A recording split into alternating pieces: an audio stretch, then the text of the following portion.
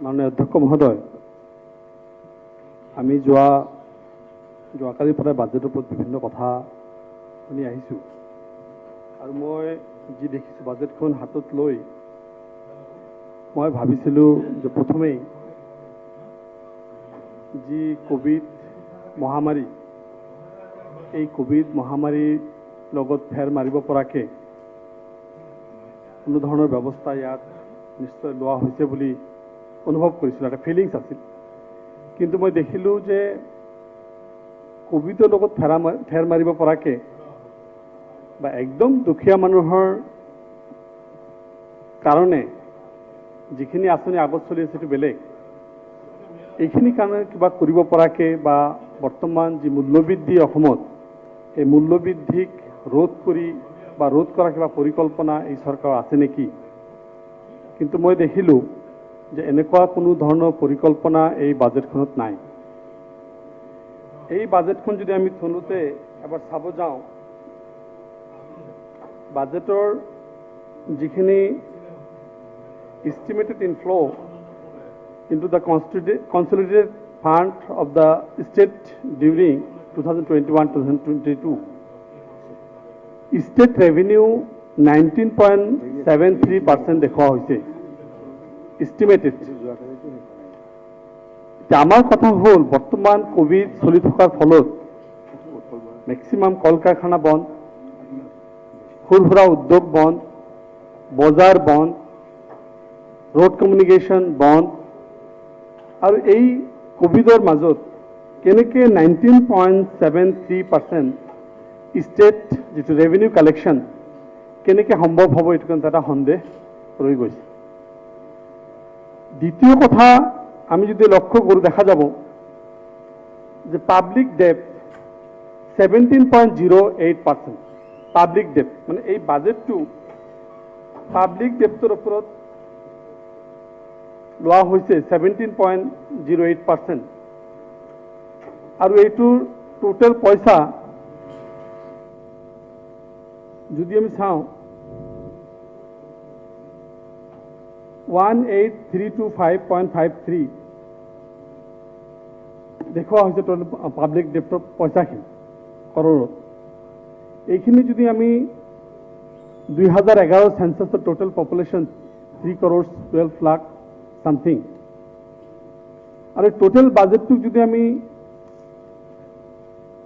21 বছৰ বাজেটটো যদি আমি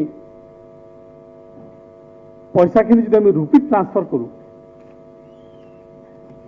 এটো ৰুপি ট্ৰান্সফাৰ কৰি আমি যদি হেতু ডিভাইড কৰো পপুলেশনে দি টোটাল বাজেটটো ডেপ্ট বাজেটটো যিখিনি ধাৰ বাজেটটো যদি আমি ৰুপি ট্ৰান্সফাৰ কৰো আৰু হেতু যদি কৰৰ পৰা ৰুপি ট্ৰান্সফাৰ কৰি হেতু যদি পপুলেশনতে ডিভাইড কৰো তেতিয়া হলে দেখা যায় 58,725 আমাৰ ডেপ্ট হ'ব আমাৰ ধাৰ হ'ব আজি যিখিনি প্ৰস্তুত কৰা হৈ থকা হৈছে বাজেটখনত মোৰ সন্দেহ হৈছে যিমান অভিলাষী যিমান ধৰণৰ হিতাধিকাৰী হওক বা আৰু কিবা কিবি হওক যিখিনি সৃষ্টি কৰা হৈছে তাৰ 17% ধাৰৰ পইচাৰে বা 58,725 ধাৰৰ পইচাৰে আমি এখন বাজেট প্ৰস্তুত কৰিছো আৰু স্টেট শেয়াৰৰ যিখিনি পইচাৰ কথা আমি কোৱা হৈছে এই স্টেট শেয়াৰ যিখিনি ৰেভিনিউ কালেকশনৰ কথা কৈছে হোৱাট ইজ দ্য সোৰ্স আজিৰ এই মুহূৰ্তত সোৰ্সটো ক'ত মই একমাত্ৰ দেখিছো স্টেট গভৰ্ণমেণ্টে এটা পলিচি সোৰ্সৰ ক্ষেত্ৰত সেইটো হল হোম ডেলিভাৰী অফ ওয়াইন মদৰ ঘৰে ঘৰে বিতৰণটো একমাত্ৰ সোৰ্স বুলি মোৰ চকুৰ দৃষ্টিত পৰিছে যথেষ্ট হেভি তাত ৰেভিনিউ আছে হাই পাৰ্সেন্টেজ ৰেভিনিউ মদত আছে এনে গোটেই বছৰটো দেখা পাই থাকো যে অবৈধ বিলাতী হুৰা ধৰা পৰিছে পুলিচে এইটো ধৰি আছে তাৰ ব্যৱস্থা লৈ আছে আৰু আমি দেখিছো বহু ঠাইত চুলাই মদ ধৰাৰ যেটো আমাৰ থলুৱা মানুহখিনিয়ে চুলাই মদ ঘৰত প্ৰডাকশন কৰে হেতুকো বিভিন্ন সময়ত পুলিচে ভাঙি দিয়া হৈছে তো স্টেট গভৰ্ণমেণ্টৰ সেলফ কন্ট্ৰাডিক্টৰি একটা সিস্টেম মই ইয়াত দেখা পাইছো যে এখাতে স্টেট গভৰ্ণমেণ্টে কৈছে এইবিলাক হ'ব নালাগে it is injurious to health. এইটো স্বাস্থ্যৰ কাৰণে বেয়া। স্বাস্থ্য ডিপাৰ্টমেণ্ট আছে, হোম ডিপাৰ্টমেণ্টৰ মানুহ লগাই সেইবিলাক ধ্বংস কৰি থকা হৈছে। অৰুণাচলৰ পৰা কিয় অবৈধ মদটো ইয়াত সোমাব? আজি বিহাৰ বা গুজৰাটত আমি কিন্তু তাত ড্ৰাই ষ্টেট বুলি ডিক্লেয়াৰ্ড আছে, তেখেতসকলে উইদাউট লিকাৰ চলি আছে। কিন্তু আমাৰ ষ্টেটত ঘৰে ঘৰে মদ দিয়াৰ ব্যৱস্থাটো কৰিছে। এইখিনি কিমানখিনি সেলফ কন্ট্ৰাডিক্ট অধ্যক্ষ মহোদয়, এই কথাটো কিন্তু আমি বাজেটত এটা আচৰিতজনক এটা আমি পিকচাৰ আমাৰ আগত পাইছোঁ। ইয়েছ, এই গভৰ্ণমেণ্টে খুব ভাল পদক্ষেপ লৈছে, আমি ৱেলকাম কৰিছোঁ, আমি কংগ্ৰেচুলেট কৰিছোঁ যে ড্ৰাগছৰ কাৰণে যিমানখিনি ইফেক্টিভ ব্যৱস্থা লৈছে, ড্ৰাগছক ধ্বংস কৰা, এৰেষ্ট কৰা, এনকাউণ্টাৰ কৰা, চব আমি সমৰ্থন কৰিছোঁ, আমাৰ কোনো আপত্তি নাই। কিন্তু প্ৰশ্নটো হৈছে drugs is injurious to health. We cannot collect revenue from the drugs, we can collect revenue from the liquor.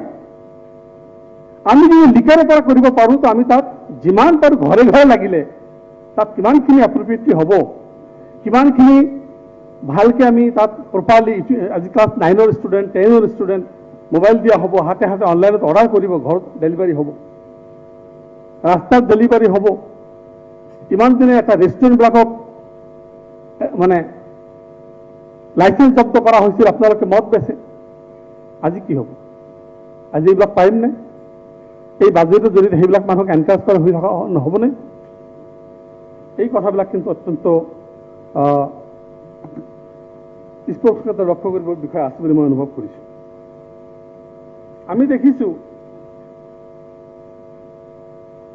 এই বাজেটৰ ফলত মাইক্ৰ' ফাইনেন্সৰ যি 12,500 কোটি টকা মানে আমি দিব লগা আছোঁ, এইখিনি অলৰেডি 7,500 টকা দিয়া হ'ব। যিখিনি কথা কৈছে বেচিছটো কি, মই এটা ইনকুৱাৰীৰ কথা ক'ব খুজিছোঁ যে আজি 7,500 crores আমাৰ পইচাৰ পৰা তেখেতসকলক ঘূৰাই দিয়া হ'ব, ভাল কথা। কিন্তু মই ব্যক্তিগতভাৱে ফিল কৰোঁ যে এই পইচাটো দি তেখেতসকলে অৰিজিনেলি মাইক্ৰ' ফাইনেন্সৰ জৰিয়তে কিবা কাম কৰিছেনে, নে বাইক কিনিছে, নে মোবাইল কিনিছে? এটা ইনকুৱাৰীৰ প্ৰয়োজন আছে। এটা জেনাৰেলাইজ কৰিব নালাগে, ঠিক আছে, আপোনালোকে মানে এইখিনিক সহায় কৰিব, এইখিনিক হেল্প কৰিব, ভাল কথা। কিন্তু মোৰ বোধেৰে এইখিনি এটা ইনকুৱাৰী হোৱা দৰকাৰ, প্ৰপাৰ ইনকুৱাৰী হোৱা দৰকাৰ যে সেইখিনি মাইক্ৰ' ফাইনেন্সৰ পইচাটো আজি এটা টেণ্ডেঞ্চি ক্ৰিয়েট হৈছে, ছ'চাইটিত এটা টেণ্ডেঞ্চি ক্ৰিয়েট হৈছে যে আজি ইমিডিয়েট মানে লোনটো এইটো মোৰ নিজৰ অধিকাৰ, নিজৰ প্ৰপাৰ্টি, নিজৰ বস্তু, এনেকুৱা এটা টেণ্ডেঞ্চি ক্ৰিয়েট ছ'চাইটি। এইটো যে ৰিটাৰ্ণ কৰিব লাগিব, ৰিপে কৰিব লাগিব, এই বস্তুটোৰ কিন্তু এটা পৰিৱেশ আজিৰ দিনত অসমত নাই। সেইকাৰণে মই কৈছোঁ এটা প্ৰপাৰ ইনকুৱাৰী কৰি পইচাখিনি দিয়া হওক, এইটো এটা ইম্পৰ্টেণ্ট ইছ্যু বুলি মই ফিল কৰোঁ। আৰু এই গোটেই বাজেটটোৰ ফলত পাৰ কেপিটা ইনকাম চেণ্ট্ৰেল আৰু ষ্টেটৰ বেলেঞ্চটো চাব লাগে। চেণ্ট্ৰেল আৰু ষ্টেটৰ পাৰ কেপিটা বেলেঞ্চটো চাব লাগে। 1,34,226 টকা আজি চেণ্ট্ৰেলৰ মানে আমাৰ কেপিটেল ইনকাম ইণ্ডিয়াৰ। আৰু ষ্টেটত যদি আমি চাওঁ পাৰ কেপিটা ইনকাম 90,758, that means 43,468 ডিফাৰেঞ্চ।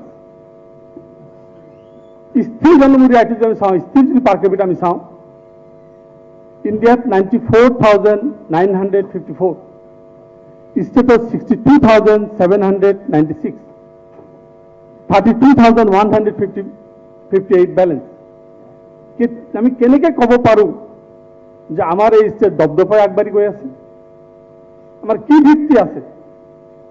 আজি যদি জিডিপি আমি চাব যাওঁ, আজি এগ্ৰিকালচাৰৰ জিডিপি 19 to 15% মাজত ডিক্ৰিজ হৈছে। এক মিনিট, আপোনালোকৰ দলৰ আৰু 5 মিনিট আছে, আপুনি শেষ কৰি দিব নে বেলেগ এজনৰ আছে? মই দি আছোঁ, তেখেতকো দি আছোঁ। তেতিয়াহ'লে আপুনি কনক্লুড কৰক, আৰু 5 মিনিট আছে। হয়, দি আছোঁ। আমি দেখিছোঁ যে এগ্ৰি ক্ষেত্ৰত এইটো ষ্টেবল অৱস্থাত আছে, শস্যৰ ক্ষেত্ৰত 1.8% ডিক্ৰিজ হৈছে, বৃদ্ধি হৈছে, পশুধনৰ ক্ষেত্ৰত 0.69, বাণিজ্যিকৰ ক্ষেত্ৰত 2.45, আৰু এইবিলাক আছে। মই ডিটেইলছ নাজানো, যিহেতু সময় নাই। মই ক'ব বিচাৰিছোঁ যে এই বাজেটখন এটা প্ৰডাক্টিভ বাজেট নহয়। এটা প্ৰডাক্টিভ বাজেট এইটো এই কাৰণে নহয় যে এটা প্ৰডাক্টিভ বাজেট হ'বলৈ হ'লে সেই ছ'চাইটিত এছেট ইনক্ৰিজ হ'ব লাগিব। আমাৰ টোটেল বাজেটখন আপোনাৰ সন্মুখত লওক, কিমান টকা তাত এছেট ক্ৰিয়েট কৰিবৰ কাৰণে লোৱা হৈছে। হিতাধিকাৰী সৃষ্টিৰ কাৰণে যি কথাটো আহিছে, মই এটা কথা ইয়াত ক'ব বিচাৰিছোঁ যে হিতাধিকাৰীৰ জৰিয়তে আমি দেখিছোঁ যে হিতাধিকাৰীৰ সৃষ্টিৰ ক্ষেত্ৰত বা প্ৰডাক্টিভ বাজেট এখন কৰিবৰ কাৰণে যি এছেট সৃষ্টি হ'ব লাগে, সেই এছেট সৃষ্টি কৰাত যিমানখিনি আঁচনি আছে মই বেয়া পোৱা নাই, মানুহবিলাকক হেল্প কৰিব বিচাৰিছোঁ, মই বেয়া পোৱা নাই, এইবিলাক এক্সিষ্টিং আছে। কিন্তু এছেট যদি নহয়, আজি আপুনি এটা এক্সাম্পল মই চেট কৰিব বিচাৰিছোঁ এইখিনিত যে আজি আমাৰ থকাৰ কাৰণে ঘৰ দিব, খোৱাৰ কাৰণে চাউল দিব, তেল মছলা কিনিবৰ কাৰণে অৰুণোদয়ৰ পইচা দিব, আঁঠুৱা দিব, কম্বল দিব, টয়লেট দিব, পানী যোগান দিব, চব দিব, এভৰিথিং, চব কিছু দিয়াৰ ব্যৱস্থা কৰিছে। তেতিয়াহ'লে সেই মানুহজনে কাম কৰাৰ হাবিয়াস থাকিবনে? মই এক্সাম্পল চেক কৰিব খুজিছোঁ, মোৰ সমষ্টিত য'ত যথেষ্ট ধান হয়, সেই মানুহবিলাকক মই সুধিছোঁ এইবাৰ ধান খেতি কিয় কৰা নাই, কিয় কৰিব? চাউল যদি ফ্ৰী পায়, চব যদি ফ্ৰী পায়, অৰুণোদয়ৰ পইচা যদি তেল মছলা কিনিব পায়, কাম কৰা কি প্ৰয়োজন? ধানৰ মোন 500 টকা মোন চলি আছে আমাৰ তাত। MSP আজি 1760 টকা আজি ৰেট দিয়া হৈছে। ষ্টেট চেণ্ট্ৰেল গভৰ্ণমেণ্টৰ যিটো ৰেট বান্ধি দিছে, মিনিমাম ছাপৰ্ট প্ৰাইচ, সেইটো কিনি থকা নাই। জুট কৰ্পৰেশ্যন 15% জুট অকল ধুবুৰী ডিষ্ট্ৰিক্টত হৈছিল আগতে, অসমৰ টোটেল জুটৰ। আজিকালি মানে জুট বাদ দিছে, কিহৰ কাৰণে?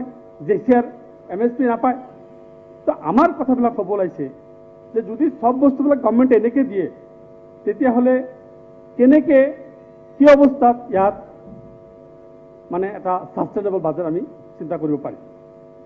আমি দেখিছোঁ যে ফিস্কেল পলিচি বা মনিটাৰী যিটো পলিচি, সেই পলিচিৰ মাজত ডাঙৰ ডিফাৰেঞ্চ আছে।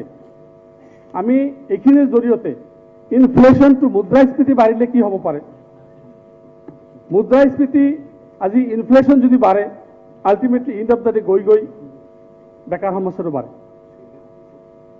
আৰু যদি ডিফ্লেশ্যন হয়, মুদ্ৰাৰ কমি যায়, পাৰ্চেছ কেপাবিলিটি কমি যায়, তেতিয়া আকৌ মুদ্ৰাৰ অৱস্ফীতি